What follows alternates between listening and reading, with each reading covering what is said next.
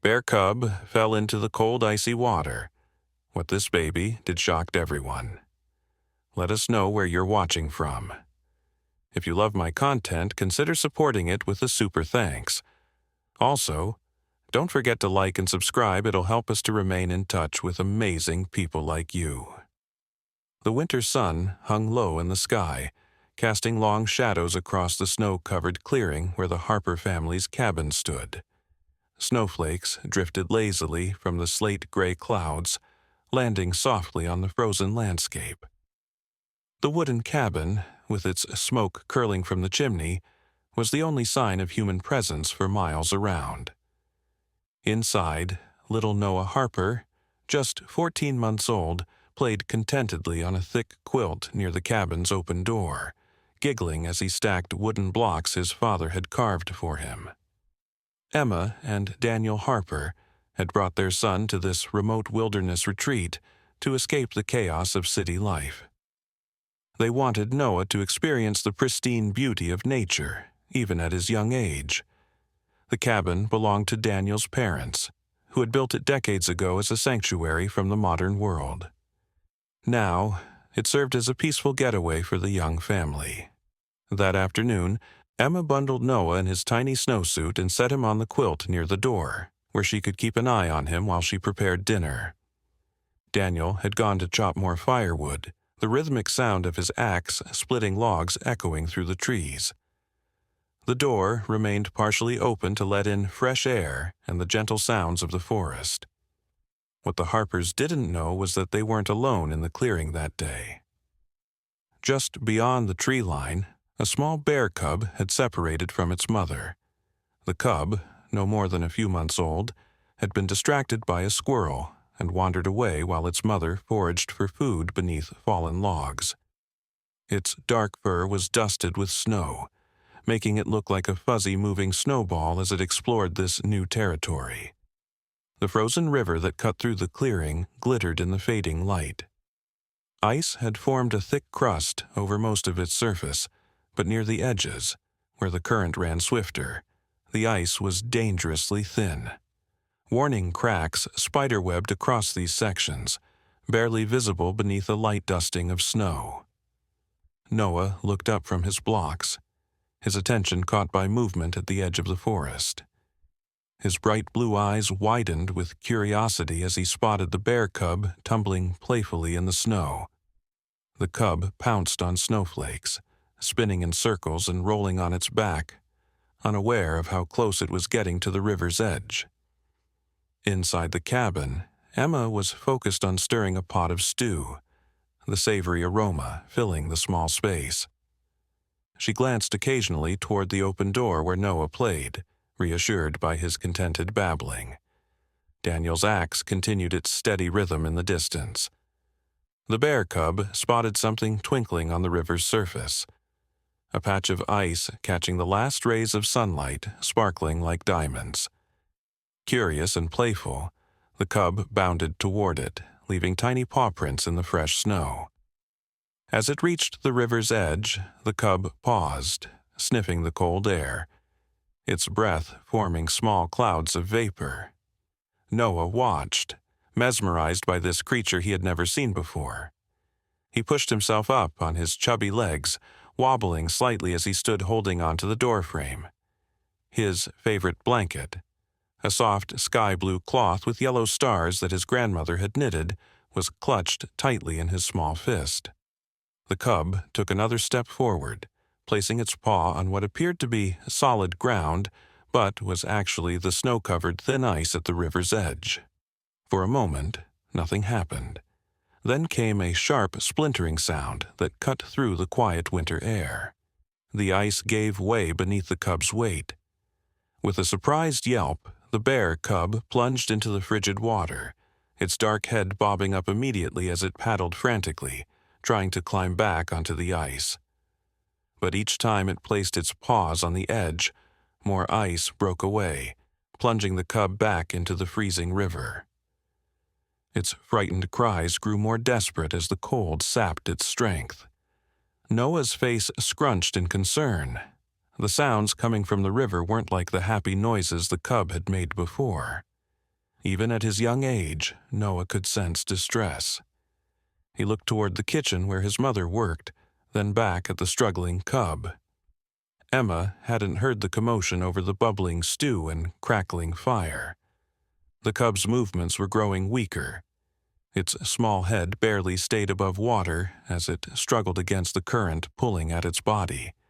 Its cries became softer, more plaintive, a sound of fear and exhaustion.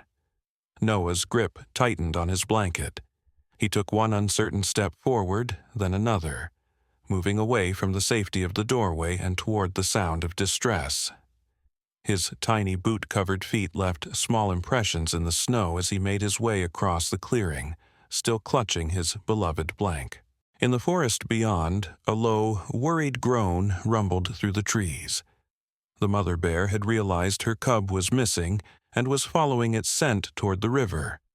Her massive form moved with surprising speed and silence between the snow-laden pines, her powerful nose leading her straight to the clearing where her baby was in danger.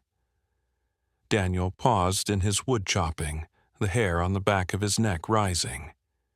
Years of wilderness experience had taught him to recognize the signs of large predators nearby. He lowered his axe slowly and scanned the tree line, his breath catching when he spotted movement among the pines, something large and dark. At the river's edge, Noah had reached the scene of distress. He stood several feet back from the broken ice, watching with wide eyes as the bear cub's struggles grew weaker. Its small head disappeared beneath the surface momentarily before bobbing back up, a pitiful whimper escaping its muzzle. Noah did something that defied explanation for a child so young. He opened his mouth and let out a piercing cry, not a cry of fear, but something else entirely. It was loud enough to carry across the clearing, a sound that demanded attention. Emma's head snapped up at the sound of her baby's cry. Looking toward the door, she gasped in horror when she realized Noah was no longer there. She dropped her spoon and rushed to the doorway, her heart pounding as she scanned the clearing. What she saw froze her in place, her baby standing near the river's edge, and beyond him, a dark shape struggling in the water. Daniel had already started running when he heard Noah's cry. As he sprinted across the clearing, his eyes widened in terror at the sight of his son so close to the dangerous ice, and at the massive form of a mother bear emerging from the forest on the opposite side of the river. The mother bear spotted her cub in the water and let out a roar that shook the very air. She charged toward the river but slowed when she saw the small human child standing near her drowning cub. Confusion and fear battled with her maternal instinct as she assessed this strange situation. Noah, unaware of the danger approaching from both sides, took another step toward the struggling cub. The blanket trailed in the snow behind him as he moved closer to the edge. Emma screamed his name, her voice tight with panic as she ran toward her son. Daniel raced forward, desperate to reach Noah before either the treacherous ice or the mother bear could claim him. What happened next would be retold in hushed, wondering tones for years to come. Noah stopped at the very edge of solid ground. He looked at the bear cub, whose eyes were wide with fear as it struggled to stay afloat. Then, with deliberate purpose that seemed impossible for a child his age, Noah did something extraordinary. He threw his beloved blanket toward the water. The soft blue cloth sailed through the air, landing half on the ice and half in the water, creating a bridge of sorts between solid ground and where the cub struggled. The corner of the blanket dipped into the river, soaking up the icy water as it floated within reach of the desperate cub.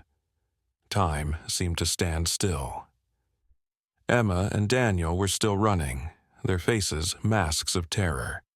The mother bear had stopped her charge, her massive head tilted in confusion at this unexpected development, and the bear cub, with one last surge of energy, grabbed onto the soggy blanket with its claws. The wet fabric provided just enough traction for the cub to pull itself forward.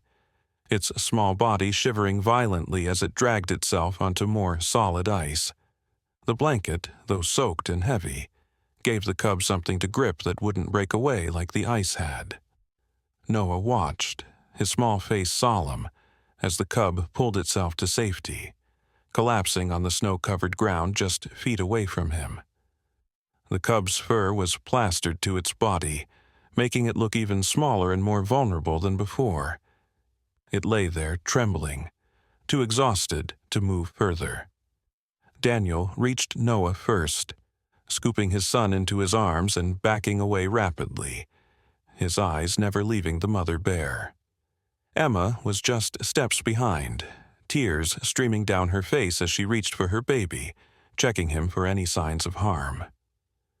The mother bear approached her cub cautiously, her eyes darting between her baby and the humans. She nudged the cub gently with her nose, encouraging it to stand. When the cub didn't move, she looked directly at the human family, her deep brown eyes meeting theirs in a moment of connection that transcended species. Noah, safe in his father's arms, reached one small hand toward the bears, opening and closing his fingers in a baby wave. The gesture was so innocent, so pure, that Emma choked back a sob. The mother bear turned her attention back to her cub, gently picking it up by the scruff of its neck. The blue blanket came with it, still clutched in the cub's paw. With one last look at the humans, the mother bear carried her baby back toward the forest, the blanket trailing behind them like a banner. As they disappeared among the trees, Emma and Daniel stood in stunned silence, holding their son between them. What they had just witnessed defied explanation. Somehow, their baby, too young to understand danger, too young to form complex thoughts, had acted with an instinctive compassion that had saved a life, and quite possibly saved them all from a confrontation with a desperate mother bear. "What just happened?" Emma whispered, her voice shaking as she pressed her face into Noah's soft hair. Daniel shook his head, unable to find words. He tightened his arms around both his wife and son, his heart still racing from what could have been a tragedy, but had instead become something miraculous.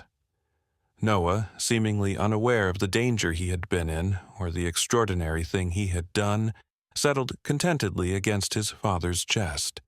His blue eyes watched the spot where the bears had disappeared, a small smile playing on his lips as if he shared a secret with the forest. As the Harper family made their way back to the cabin, the first stars began to appear in the darkening sky. The forest settled into its nighttime rhythm, but it felt changed somehow, as if the simple act of kindness from the smallest among them had created a ripple of connection that would forever bind them to this wild place and its creatures. Back inside the warm cabin, Emma wrapped Noah in fresh, dry clothes and held him close by the crackling fire. Her hands were still trembling as she buttoned his tiny flannel pajamas. Daniel paced the wooden floors, running his fingers through his hair again and again, his mind replaying the scene at the frozen river. "He could have fallen in," Daniel whispered, his voice cracking. "The mother bear could have—" He couldn't finish the sentence. The thought of what might have happened was too overwhelming. Emma pressed her lips to Noah's forehead. But he didn't fall in, and the bear didn't hurt him.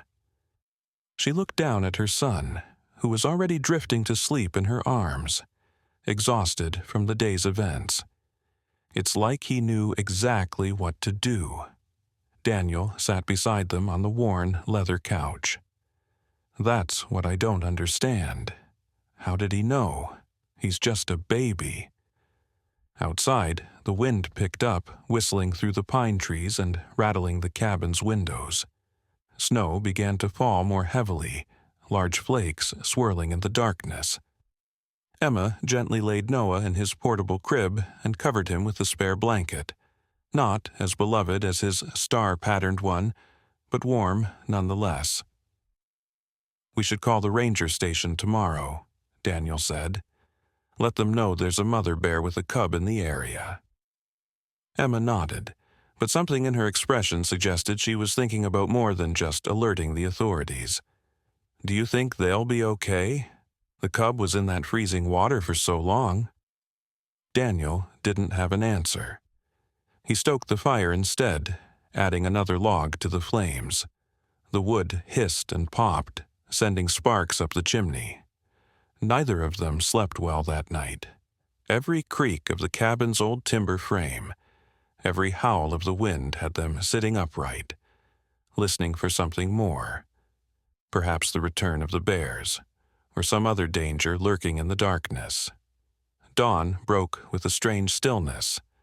The storm had passed in the night, leaving behind a world transformed by fresh snow that sparkled like diamond dust in the morning light. Daniel was the first to rise, moving quietly so as not to wake Emma and Noah. He made coffee and stood by the window, surveying the pristine landscape. What he saw made him drop his mug. There, at the edge of the clearing, was the mother bear. She stood on her hind legs, her massive form silhouetted against the white snow and dark pines. Daniel's heart hammered in his chest as he slowly backed away from the window, ready to grab his family and barricade themselves in the bathroom if necessary. But the bear didn't approach. Instead, she lowered herself to all fours and nudged something forward with her snout. Something small and blue that stood out starkly against the snow. "Emma," Daniel called softly, not taking his eyes off the scene outside. "Emma, wake up!" Emma was at his side in moments, her sleep-tousled hair falling across her face. "What is it? What's wrong?" "Look," Daniel pointed to the bear and the object she had pushed into the clearing. Emma squinted, then gasped. "Is that—" "Noah's blanket," Daniel confirmed. She brought it back. The mother bear stood watching the cabin for a long moment, as if making sure her message was received. Then, with a shake of her massive head, she turned and lumbered back into the forest, disappearing among the trees. Daniel and Emma exchanged bewildered glances. "Should I go get it?" Daniel asked. Emma bit her lip, uncertain. Maybe wait a bit to make sure she's really gone. They watched the tree line for another 20 minutes, but the bear didn't reappear. Finally, Daniel pulled on his boots and coat and ventured cautiously into the snow-covered yard. The temperature had dropped significantly overnight, and his breath formed thick clouds in the frigid air. He approached the blanket slowly, eyes scanning the trees for any sign of movement. When he reached it, he was surprised to find it wasn't soaking wet as he'd expected. It was damp but mostly intact, save for a few small tears where the cub's claws had gripped it. But there was something else there too. Beside the blanket, pressed into the snow, was a perfect print of a tiny bear paw. Daniel stared at it, a lump forming in his throat. It looked as though the cub had deliberately placed its paw there, leaving its mark beside the returned blanket. He carefully collected both the blanket and a handful of snow containing the paw print, then hurried back to the cabin. Inside, Noah was awake and babbling happily in his crib. When he saw his father enter with the familiar blue blanket, he let out a squeal of delight and reached for it with grabby hands. "Hold on, buddy," Daniel said. "Let's clean it up first." Emma was already filling a basin with warm water and mild soap. "I can't believe she brought it back," she said, shaking her head in wonder. "It's like she was thanking us." "Not us," Daniel corrected, gently depositing the handful of snow with the paw print into the freezer. "Thanking Noah." They washed the blanket carefully, hung it by the fire to dry, and tried to go about their day as normally as possible. But nothing felt normal anymore. They kept looking out the windows, half expecting to see the bears return. Noah seemed changed too, more alert, his eyes constantly drawn to the forest beyond the cabin windows. After lunch, Emma bundled Noah up and took him outside to play in the snow, while Daniel contacted the ranger station via the satellite phone they'd brought for emergencies. The conversation was brief and left Daniel frustrated. "They don't seem concerned," he told Emma when he joined them outside. "Said bears sometimes show unusual behavior, but rarely pose a threat if you keep your distance." Emma was helping Noah build a tiny snowman. "Did you tell them about the blanket?" Daniel sighed. "I tried, but I don't think they believed me. The ranger kind of laughed it off, said I must have dropped it outside myself." "We know what happened," Emma said firmly. "That's what matters." They spent the afternoon enjoying the winter wonderland around the cabin, having snowball fights, though Noah's throws were more like gentle tosses, making snow angels and collecting pine cones for a craft project Emma had planned. As the sun began its early descent, casting long blue shadows across the snow, they decided to head back inside to warm up. That's when they heard it, a soft whimpering coming from behind the woodshed. Daniel and Emma froze, instinctively pulling Noah between them. "Get inside," Daniel whispered to Emma, but she didn't move. "Listen," she said. "That doesn't sound like an adult bear." The whimpering came again, more plaintive this time. It did indeed sound small, young, perhaps the cub. But where was its mother? "Take Noah inside," Daniel insisted, more firmly this time. Emma hesitated only a moment before scooping up their son and retreating to the cabin. Daniel approached the woodshed cautiously, wishing he'd brought something more substantial than the small pocket knife he carried. As he rounded the corner of the shed, his breath caught in his throat. There, curled into a tight ball against the wood, was the bear cub from the river. It looked up at him with dark, frightened eyes, trembling violently. There was no sign of the mother bear anywhere. The cub was in bad shape. Its fur was matted and icy in places, and it seemed unable or unwilling to move from its spot. Daniel backed away slowly and returned to the cabin. "The cub is back there," he told Emma, who was watching anxiously from the window, "alone, and it looks sick or injured." "Where's the mother?" Emma asked, her voice hushed, as she held a curious Noah. Daniel shook his head. "No sign of her. The cub wouldn't be alone unless something was wrong. Maybe she's hunting." "Bears don't typically leave cubs that young alone for hunting," Daniel said. His father had taught him enough about wildlife to know that much.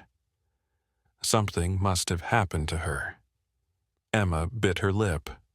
"What do we do? We can't just leave it out there to freeze." Daniel ran a hand through his hair, thinking hard. "I'll call the ranger station again. They'll have to take this seriously." But the satellite phone revealed another problem. The storm had damaged one of the relay towers in the region. There was no signal, no way to call for help. "We're on our own," Daniel said, pocketing the useless phone. Emma looked down at Noah, then back out the window toward where the cub lay shivering. "We have to help it," she said decisively. "Emma, it's a wild animal. Even a cub can be dangerous." "It saved Noah's life by giving him back his blanket," Emma interrupted. "Now we need to save its life." Daniel knew she was right, though the idea of bringing a bear cub, even a small sick one, into their cabin went against every safety protocol he'd ever learned about wildlife. "We'll need to create a space for it," he said finally. "The mudroom should work. We can close it off from the rest of the cabin." They worked quickly, moving supplies out of the small mudroom that served as a buffer between the front door and the main living area. Daniel found an old dog crate in the storage shed, left behind by his parents who used to bring their retriever to the cabin, and set it up in the corner with some old blankets. "I'll try to lure it in with food," Daniel said, putting on his heaviest gloves. "You and Noah stay in the bedroom with the door closed." Emma nodded, though she looked worried. "Be careful." Daniel took a tin of tuna, the strongest-smelling food they had, and headed back out to the woodshed.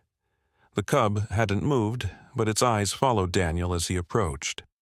Up close, Daniel could see that one of its front paws was swollen and held at an awkward angle. The poor thing was injured, probably from its struggle in the icy river. "Hey there, little guy," Daniel said softly, crouching several feet away. He opened the tin of tuna and set it on the snow between them. "Hungry?" The cub sniffed the air but didn't move toward the food. It let out another pitiful whimper that tugged at Daniel's heart. "Your mom brought back my son's blanket," Daniel continued, keeping his voice low and soothing. "I think she was trying to say thank you." "Where is she now? What happened?" The cub only stared at him with those soulful dark eyes. Daniel edged the tuna a little closer, and this time the cub stretched its neck forward, trying to sniff the offering without moving its injured body. It took nearly an hour of patient coaxing, but eventually Daniel managed to guide the hungry, injured cub into the mudroom and into the crate. He quickly closed the door to the rest of the cabin behind him and called for Emma. She emerged from the bedroom with Noah in her arms, her face a mixture of relief and anxiety. "You got it? Is it okay?" "He's hurt," Daniel said, washing his hands thoroughly at the kitchen sink. "One paw is definitely injured, maybe broken. And he's weak, probably hasn't eaten since yesterday." "He?" Emma asked. Daniel nodded. "Pretty sure it's a male cub, young too, probably born last spring." Noah was straining in Emma's arms, trying to see over her shoulder toward the mudroom door. He babbled excitedly, as if he somehow knew their visitor had returned. "Now what?" Emma asked. "We can't exactly call a vet." Daniel dried his hands, thinking. "I've got some basic first aid training for wildlife from when I worked as a camp counselor. We should try to clean the paw, see if there's a visible injury, maybe wrap it to keep it stable. But we'll need to be careful. Even an injured cub can be dangerous if it feels threatened." "I'll help," Emma said firmly. "Noah can stay in his playpen." After settling Noah with some toys in his playpen, positioned where he couldn't see the mudroom, Daniel and Emma gathered their supplies: warm water, clean cloths, antiseptic, bandages, and a pair of kitchen tongs to help maintain distance. "Ready?" Daniel asked, his hand on the mudroom door. Emma nodded, though her face was pale. "Ready?" The cub had curled up in the back of the crate, still shivering despite the warm blankets. It lifted its head weakly as they entered, nostrils flaring as it caught their scent. "Easy there," Daniel murmured. "We just want to help." Emma hung back near the door as Daniel slowly approached the crate. The cub watched him warily but made no aggressive moves. It seemed too weak for that. Using the tongs, Daniel offered it a piece of cooked chicken from their dinner. The cub sniffed it cautiously before accepting the morsel, gulping it down quickly. "That's good," Daniel encouraged. "You must be hungry." They worked with painstaking slowness, offering small bits of food as they gradually moved closer. Eventually, Daniel was able to reach the latch door of the crate without startling the cub. "I'm going to open this," he warned Emma.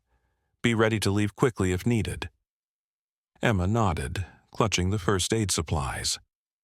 The metal latch made a loud click as Daniel opened it, causing the cub to flinch. But it remained in its corner, watching them with those intelligent eyes. With steady hands, Daniel began to examine the injured paw, speaking softly the entire time. The cub whimpered but allowed the inspection, a testament to how badly it was hurt and how desperately it needed help. "There's a deep cut between the pads," Daniel reported, gently turning the paw to show Emma, "and swelling around the joint, might be sprained or broken." Emma handed him the antiseptic and clean cloths. "Can you clean it?" "I'll try."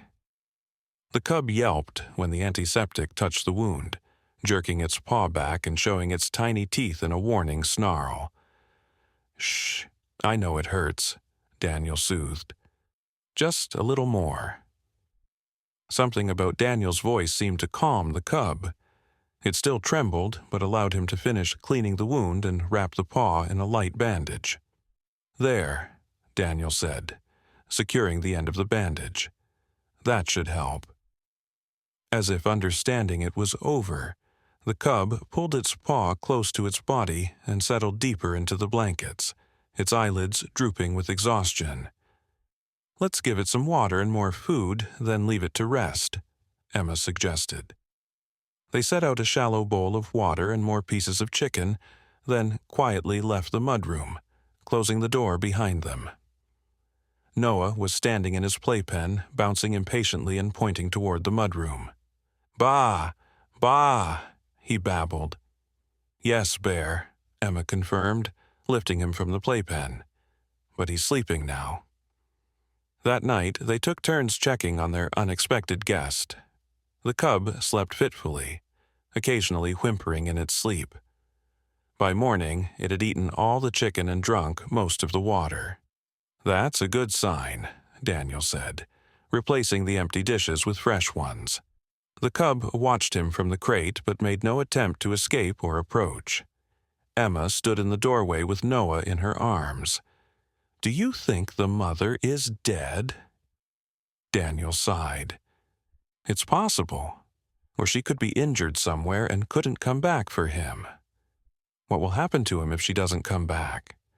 The rangers would normally take him to a wildlife rehabilitation center," Daniel said, "but with no way to contact them." "We'll have to take care of him ourselves," Emma finished.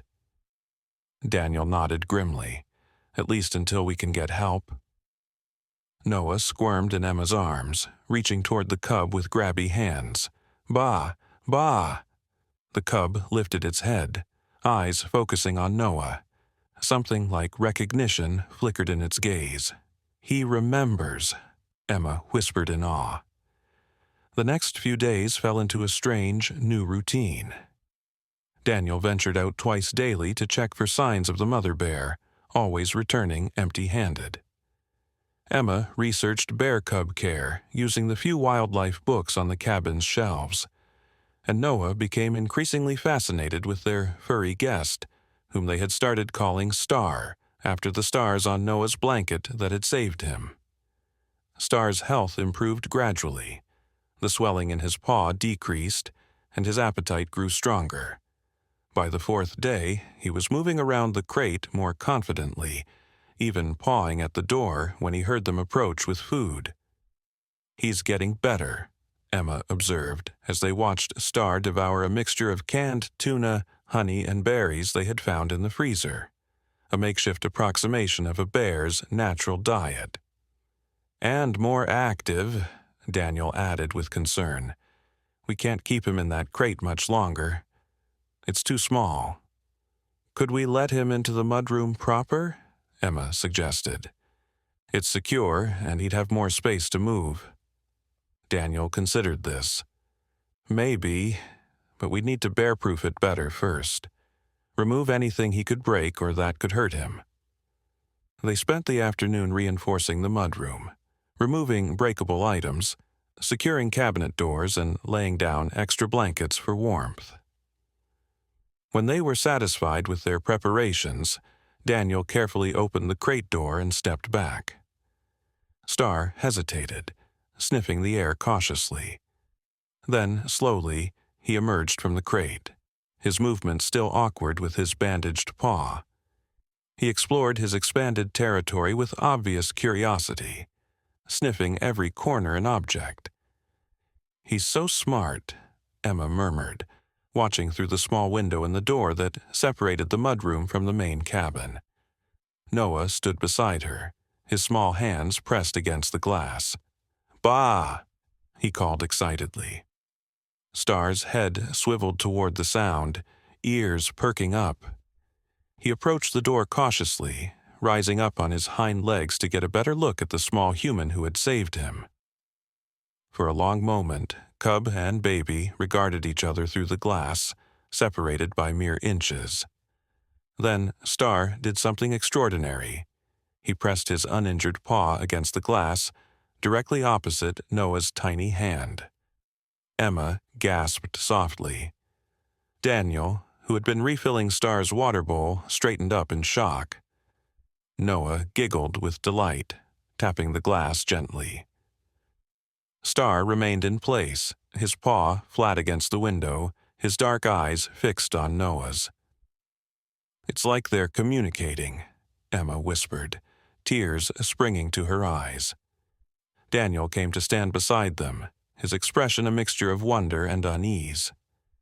"This isn't normal bear behavior," he said quietly. "None of this is normal." "Maybe it's not about being normal," Emma replied. "Maybe it's about connection."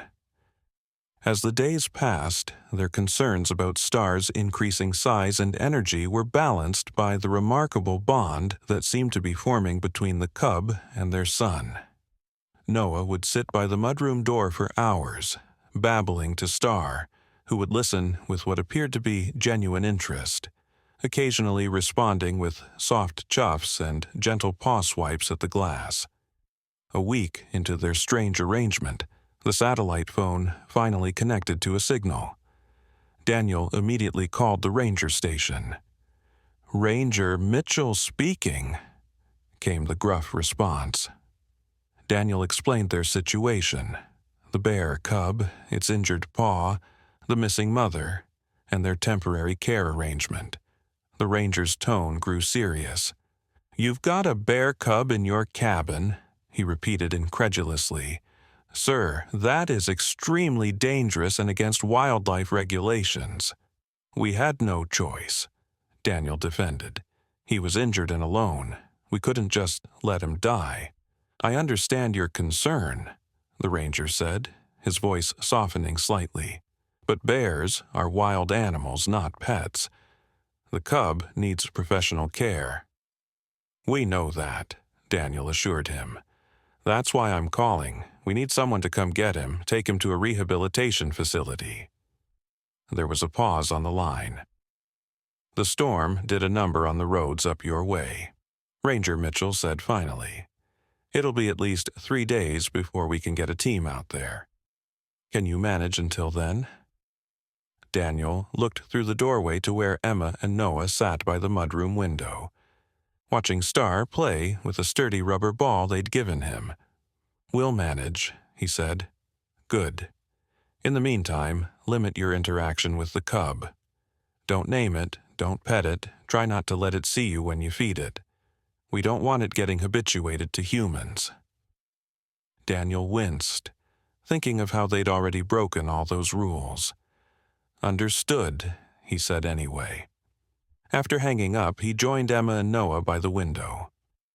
"Rangers can't get here for 3 more days," he told Emma. "Roads still blocked from the storm." Emma nodded, but her expression was troubled. "What will happen to Star when they take him?" "They'll care for him properly," Daniel said. "Help him recover, teach him how to survive in the wild." "But he's so young," Emma protested, "and without his mother." Daniel put his arm around her shoulders. "They're professionals, Em. They know what they're doing." Noah patted the window, grabbing their attention. On the other side, Star had stood up on his hind legs again and was attempting to paw at a sunbeam that danced across the wall. "He's just a baby," Emma whispered. The next morning brought an unexpected development. Daniel woke early, before sunrise, roused by a strange sound outside the cabin. It was a deep, throaty groan, unmistakably a bear, but not the playful sounds of their young guest. Heart pounding, Daniel crept to the window and peered out into the pre-dawn gloom. There, pacing at the edge of the clearing, was the mother bear. She was alive. Daniel's excitement quickly turned to concern as he observed her more closely. She was moving with obvious difficulty, favoring her right side. Even in the dim light, he could see a dark patch on her flank, an injury of some kind. He woke Emma with a gentle shake. "The mother's back," he whispered. "She's outside." Emma was instantly alert. "Is she okay?" Daniel described what he'd seen. "She's hurt, but alive, and she's looking for her cub." Together, they watched the mother bear from the window. She continued to pace, occasionally raising her head to test the air, searching for her baby's scent. "We have to reunite them," Emma said decisively. Daniel hesitated. We don't know how she'll react. She's injured and stressed. That makes any wild animal dangerous." "She brought back Noah's blanket," Emma reminded him. "She knows we helped her cub. She trusts us, in her own way." In the mudroom, Star had woken up. He stood at the window that faced the clearing, his small body rigid with attention. He could sense his mother's presence. Noah, too, seemed to feel the change in the atmosphere. He babbled more insistently than usual as Emma changed his diaper, his eyes constantly drawn to the windows. "What's the plan?" Daniel asked, still watching the mother bear's restless movements. Emma thought for a moment. "We'll open the mudroom's exterior door, let Star make his own choice. If he wants to go to her, he will." Daniel nodded slowly. It was the right thing to do, even if a part of him had grown attached to their unusual houseguest. "I'll get the door."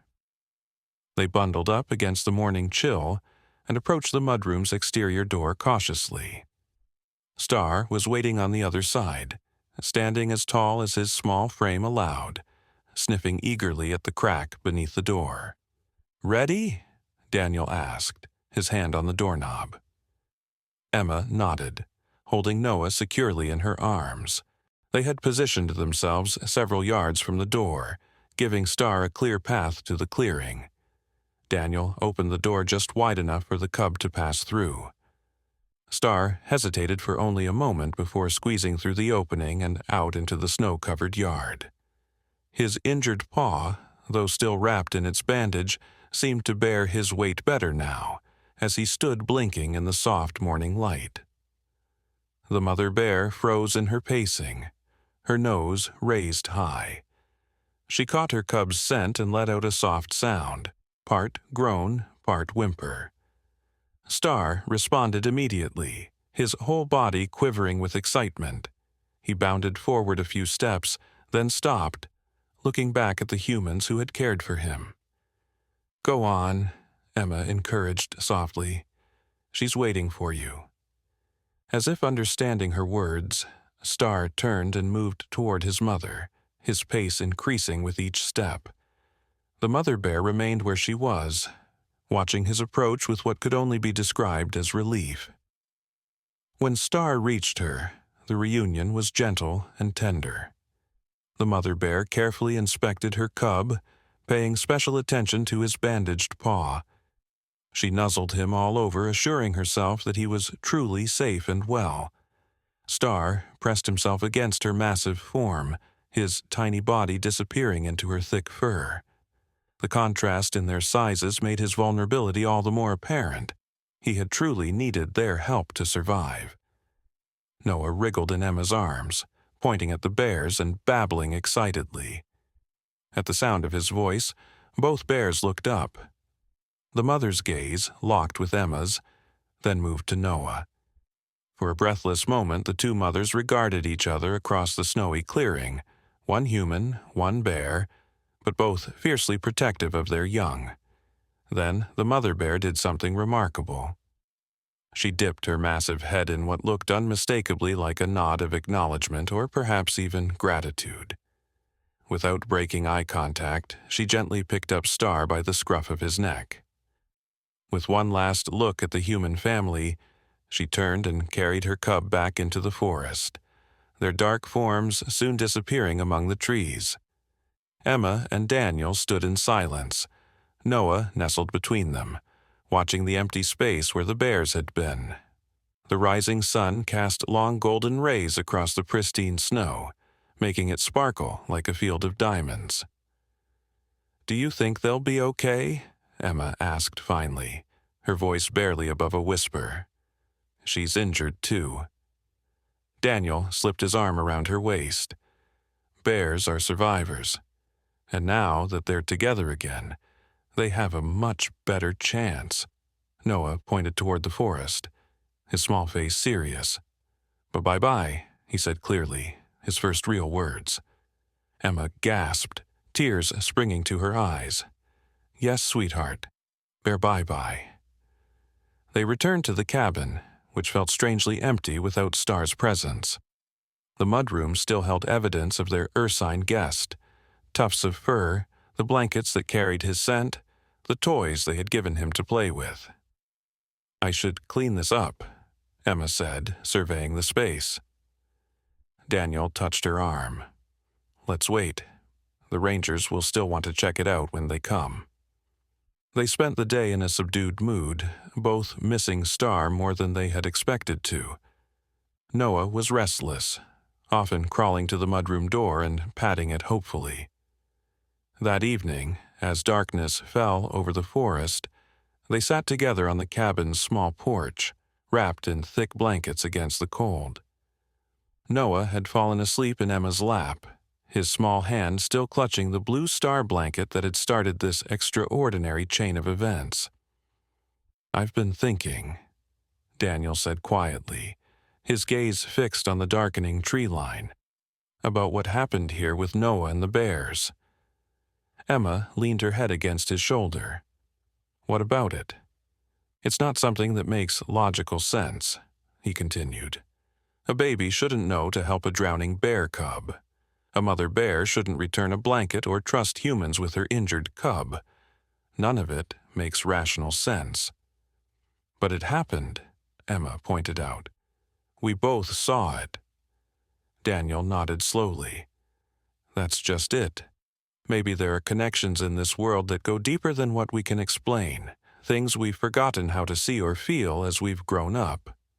And Noah can still see them, Emma finished for him, because he hasn't learned not to yet. They sat in comfortable silence, watching the first stars appear in the velvet sky. The forest around them was alive with night sounds: the hoot of an owl, the rustle of branches in the breeze, the distant call of a wolf. 3 days later, as promised, 2 rangers arrived at the cabin in a heavy-duty truck equipped with chains on the tires.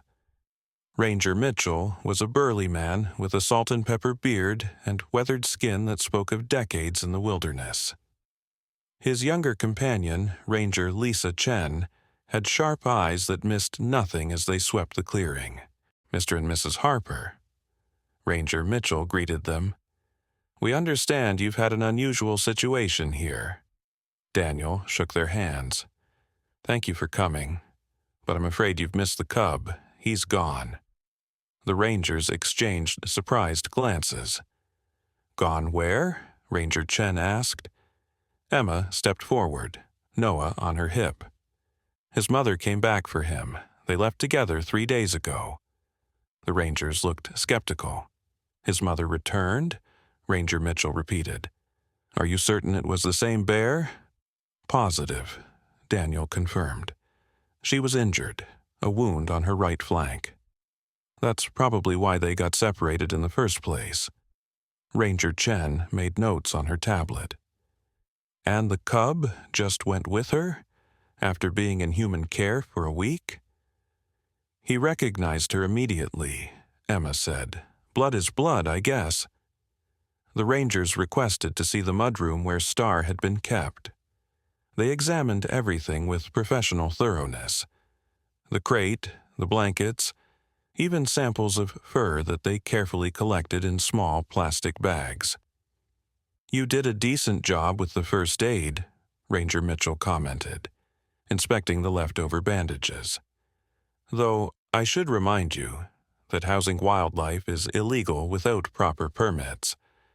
We understand, Daniel said, but we couldn't just let him die. Ranger Mitchell's stern expression softened slightly. No, I suppose you couldn't. They showed the rangers the exact spot where the mother bear had stood when she collected her cub. Ranger Chen took photos and measurements, maintaining a professional demeanor that gave away none of her thoughts. As the rangers prepared to leave, Ranger Mitchell turned to them with a serious expression. "I'll need to file a report about this incident," he said. "It's very unusual. We may send a wildlife behavior specialist to interview you more thoroughly." Emma nodded. "We'll tell them exactly what we told you. It's what happened." Ranger Chen glanced at Noah, who was watching the proceedings with curious eyes. "You know," she said, her professional tone giving way to something warmer, "there are stories in many cultures about children having special connections with wild animals.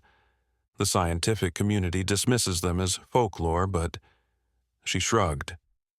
"I've been in these forests long enough to know there are things that defy easy explanation." After the rangers left, life gradually returned to normal, or as normal as it could be after such an extraordinary experience. They stayed at the cabin for another week, half hoping for another glimpse of Star and his mother, but the bears did not return. Each day, Noah would point to the forest and say, "Bah," in a questioning tone. Each time, Emma would gently explain that the bears had gone home to their forest, just as they would soon go home to their house in the city. On their last evening at the cabin, Daniel built a roaring fire in the fireplace while Emma packed their belongings. Noah played on his quilt nearby, carefully stacking his wooden blocks into precarious towers.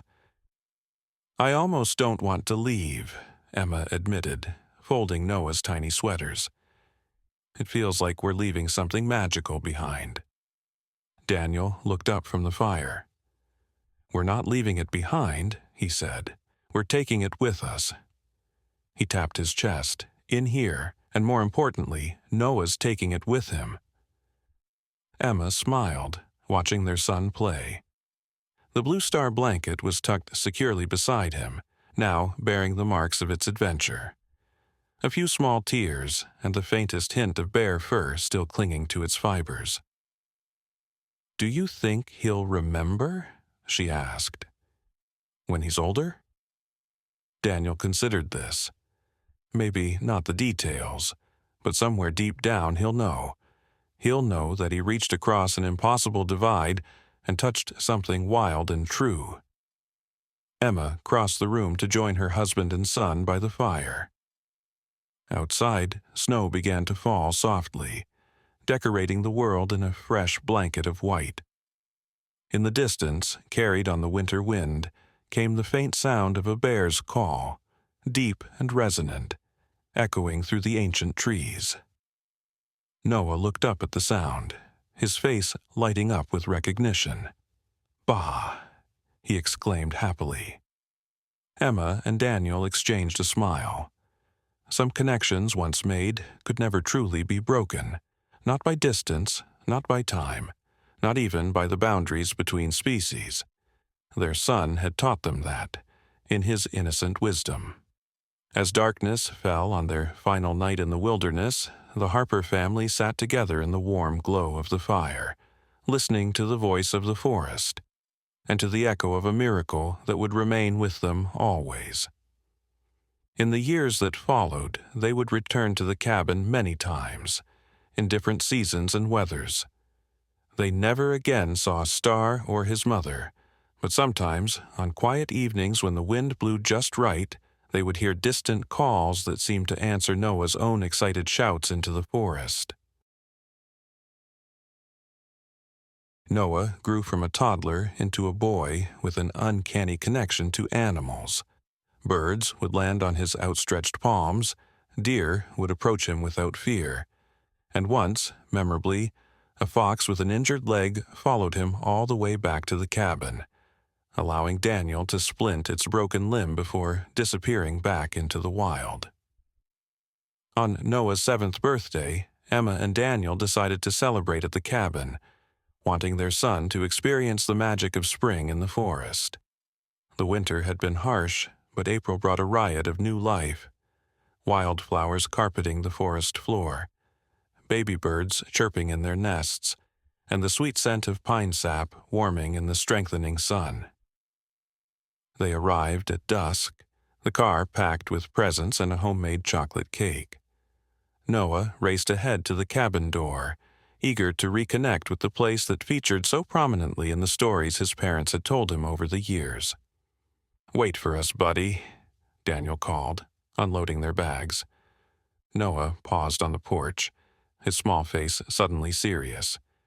"Dad," he said quietly, "someone's been here." Daniel frowned, hurrying to join his son. "What do you mean?" Noah pointed to something on the weathered wood of the porch.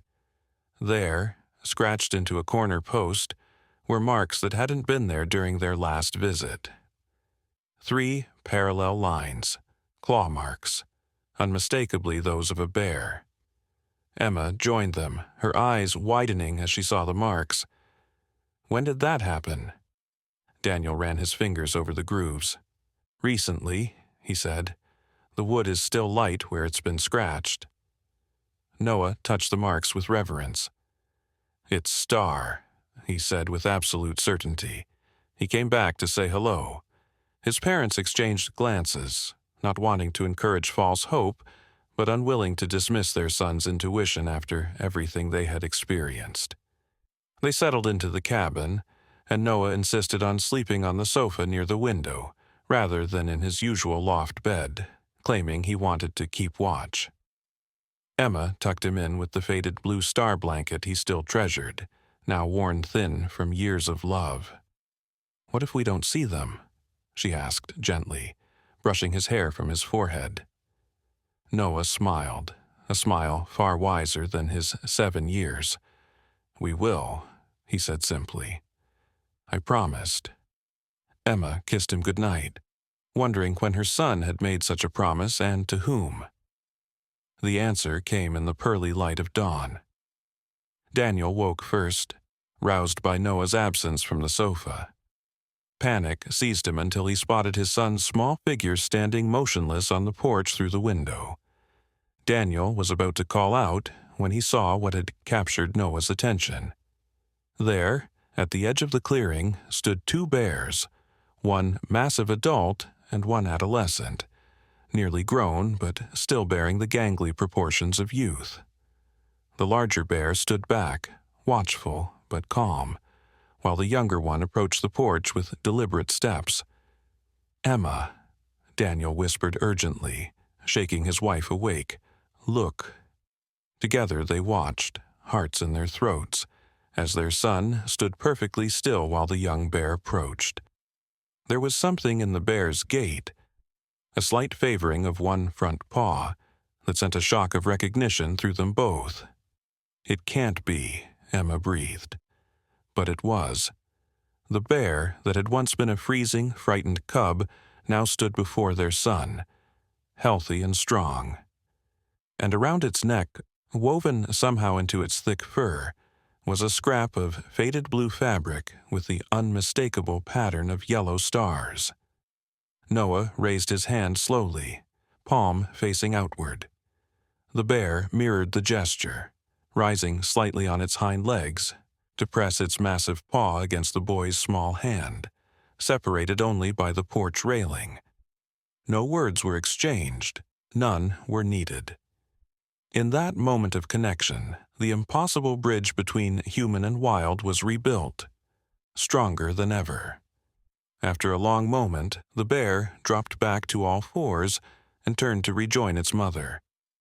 At the forest's edge, both bears paused, looking back at the human family now gathered on the porch. The larger bear dipped her head in that same unmistakable nod they had witnessed years before. Then, with a final glance at Noah, they disappeared into the trees. Noah turned to his parents, his face radiant with joy. "I told you," he said. "Some promises don't need words." Daniel lifted his son into his arms, and Emma wrapped them both in an embrace. Over Noah's shoulder, Daniel's eyes met Emma's, and they shared a silent understanding. Their son had been given a rare gift, the ability to see beyond the artificial boundaries humans had created between themselves and the natural world. As years passed and Noah grew into a young man, he never lost that gift. He became a wildlife biologist, dedicating his life to studying and protecting the very creatures that had shaped his childhood. His research on bear behavior revolutionized conservation efforts, informed by an understanding that few could claim, and sometimes, on special nights when he returned to the family cabin, now weathered by decades of seasons, he would sit on the porch with his own children and tell them the story of a bear cub who fell into icy water and the extraordinary connection that followed. "The most amazing things happen," he would tell them, his voice soft in the gathering darkness, "when we remember that we are not separate from this world, but part of it." On those nights, if the wind was just right and the stars aligned in perfect formation, his children might glimpse two shadows moving at the forest's edge. Bears passing through, pausing briefly as if in greeting before continuing on their ancient paths through the wilderness. And if they looked closely at the larger of the two bears, they might see something impossible. A hint of faded blue fabric, a memory of stars, and the enduring proof that some bonds transcend all natural laws, weaving together the fates of creatures who were meant to find each other, against all odds, in this vast and mysterious world.